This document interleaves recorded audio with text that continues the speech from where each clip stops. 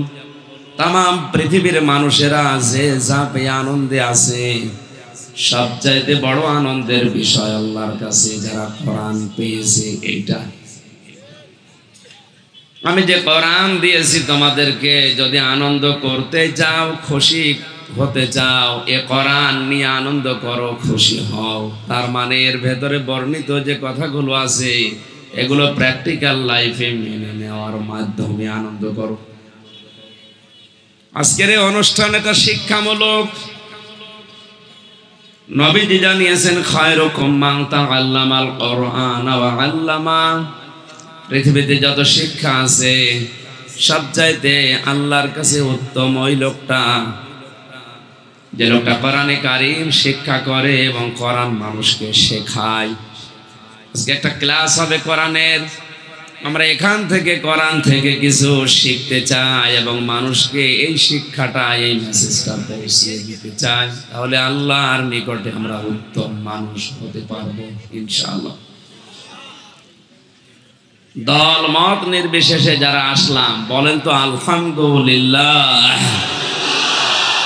তাহলে আয়াত দ্বারা বোঝা গেল, যেটা আনন্দ করা যাবে দুনিয়াতে, কোরআনের সাথে সম্পর্ক আছে যার, ওইটা নিয়ে।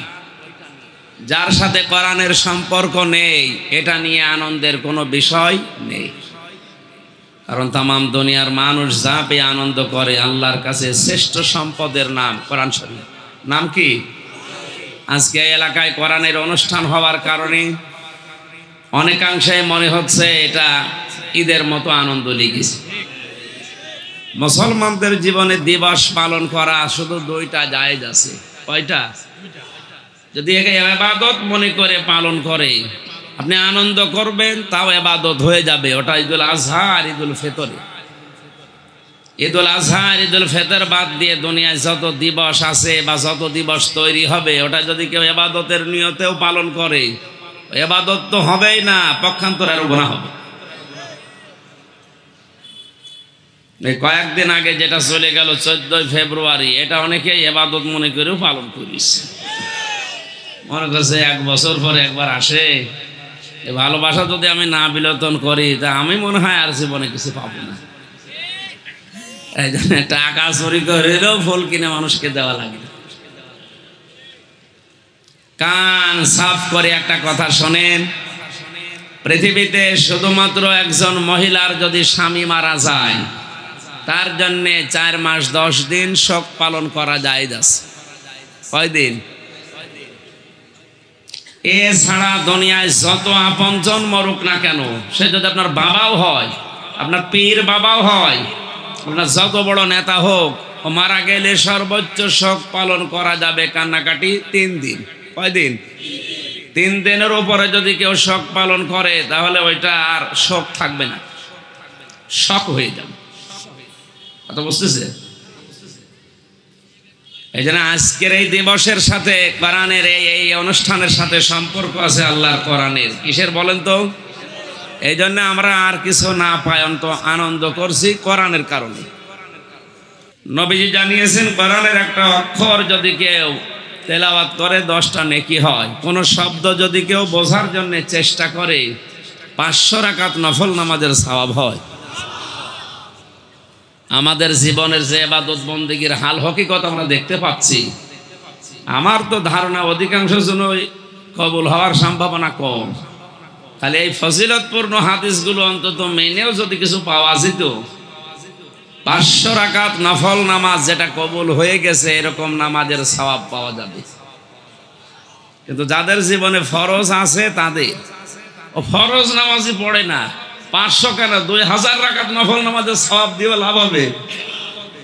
এ মাহফিলটা করার কারণে আমার মনে হয় অনেকে এখনো পর্যন্ত ফরজ নামাজ আসর পড়েনি, ও মাগরিবও পড়বে না, এই সিদ্ধান্ত নিয়ে আসছে। ঠিক এই অনুষ্ঠানগুলো দেওয়া হয় নামাজের প্রতি, ইসলামের প্রতি আকৃষ্ট হওয়ার জন্য, উদ্বুদ্ধ হওয়ার জন্য। এখন যদি ফরজ নামাজ কেউ না পড়ে বাদ দিয়ে এই কাজগুলো করেন, আপনার ওই 500 রাকাতের সওয়াব আর হবে না। কারণ এটা হচ্ছে বোনাস। ওইটা কি? চাকরি থাকলে বোনাস পাওয়া যায়, চাকরিই নেই বোনাস হবে? আল্লাহ আমাদেরকে মেনে নেওয়ার তৌফিক দিন। এতক্ষণ পর্যন্ত আলোচনার মানে থিম যেটা, মূল বিষয় যেটা বের হলো, এখন থেকে আনন্দ করা যাবে কোরআনের সাথে যার সম্পর্ক ওইটা নিয়ে। এখানে কথা বলেন কেন? মঞ্চে না, কোনো জায়গায় কথা বলার দরকার নেই। আমার মনে হয় এই মানুষগুলো একটু পিছিয়ে গেলে এই ডিস্টার্বটা হতো না। একটু পিছান ভাই, এই চেয়ারগুলো একটু পিছিয়ে দেন, একটু পিছিয়ে দিন হালকা, তাহলে এনারা পিছিয়ে যাবে। এত দেরি করেন আপনি, স্মার্ট হবেন কবে? তাড়াতাড়ি করেন, পড়তে যদি এতক্ষণ লাগে। ডিজিটাল কবে বাদ হয়ে গেছে, স্মার্ট হওয়ার চিন্তায় আছে আর এখনো বসে আছে। এই ছেলে, বললাম না একটু পিছান। এ ভাই আপনি আর একটু পিছান তো, জানতেন আর একটু পিছান। আর এরকম ডিস্টার্ব করলে কি দেখবেন কি? আমি কি পরিমণি? কোর্টে যাওয়ার সময় মাঝে মাঝে দেখা হয়, তো ওইভাবে তো আর তাকানো যায় না। তাকালেও সমস্যা, না তাকালেও হবে না। বলবে যে হুজুরের মনে হয় কিছু নেই, আবার তাকালে আরেকজন মহা ঝামেলায় আছে। তাহলে কয় মিনিটে কি বুঝলাম? এখন থেকে মরণ পর্যন্ত আমাদের আনন্দ হবে, উল্লাস হবে কোরআনের সাথে যার সম্পর্ক আছে ওই জিনিস নিয়ে। যদি কোনো দিবসের সম্পর্ক কোরআনের সাথে, ওই দিবসে আপনি আনন্দ করবেন। যার সম্পর্ক কোরআনের সাথে নেই, ওটা যদি বিয়ে অনুষ্ঠানও হয়, ওই অনুষ্ঠানও আনন্দ করা যায় না। আমাদের দেশে বিয়ে শুরুই হচ্ছে হারাম কাজ দিয়ে, আর বাকি শেষ কথা তো বলা যাচ্ছে না। মেয়ে দেখতে যাওয়া যায় যাচ্ছে, যে বিয়ে করবে তার জন্য। অধিকাংশ বিয়েতে মেয়ের বাবা, ছেলের বাবা যায়, নাই দুলা ভাই যায়। এ কথা বলেন না কেন? এই যে পর্দা একটা ফরজ বিধান, সম্মানিতা মা বোনারা এবং অভিভাবক যারা আছেন, আমাদের পারিবারিক জীবনে, সামাজিক জীবনে এটা আমরা নিজেরা শুরু করি। যেহেতু এই দেশে পর্দার আইন রাষ্ট্রীয়ভাবে নেই, আপনি না মানলেও হয়তো আপনাকে কেউ কিছু বলবে না, কিন্তু ধরার একজন আছে। বলেন বলেন, ওনার ভয়টা অন্তত অন্তরে নিয়ে নামাজ যেভাবে ফরজ মনে করে পড়েন, পর্দাটা ওইভাবে ফরজ মনে করে পড়বেন। মেয়ে দেখতে এসে যদি ছেলের বাবা আর দোলা ভাই আসে, এদের সামনে যাওয়া জায়েজ আছে। সুতরাং যে নিয়ম নীতিগুলো আমাদের এলাকায় চলছে, এটা বাদ দেওয়া লাগবে। এটা ইসলাম নয়। মেয়ের চুল খুলে দেখা, হ্যাঁ ওটা দেখতে পারবে শুধুমাত্র যে বিয়ে করবে সে। তার বাদ দিয়ে আপনি দোলা ভাইকে দেখাচ্ছেন, আপনার বাবাকে দিয়ে দেখাচ্ছেন, শেষ পর্যন্ত আপনার বাদ দিয়ে যদি আপনার বাবা বিয়ে করে ফেলে, বউ বলার দূরের কথা, সেটা মা বলা লাগবে। ইসলামের বাইরে যখনই যাবেন ঝামেলায় পড়বেন। আয় ইনকাম যারা করছেন এলাকাতে, টাকা পয়সা উপায় করছেন, রাস্তাটা ঠিক রাখেন ভাই। আপনি মনে করছেন 5 কোটি টাকার মালিক হয়ে গেলাম এক বছরে, আমি শান্তিতে আছি না, জীবনও না। আপনার যাতে বড় বড় লোকের সাথে আমি মিশে দেখেছি।